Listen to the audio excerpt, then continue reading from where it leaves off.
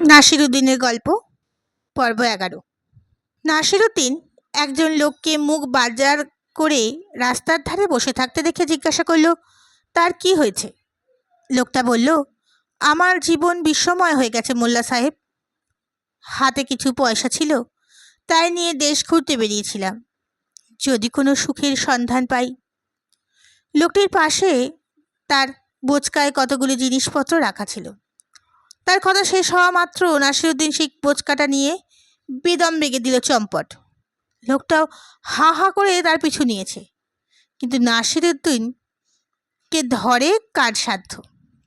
দেখতে দেখতে সে রাস্তা ছেড়ে জঙ্গলে ঢুকে হাওয়া। এইভাবে লোকটিকে মিনিট খানেক ধোকা দিয়ে সে আবার সদর রাস্তায় ফিরে বোচকাটাকে রাস্তার মাঝখানে রেখে একটা গাছের আড়ালে লুকিয়ে রইল।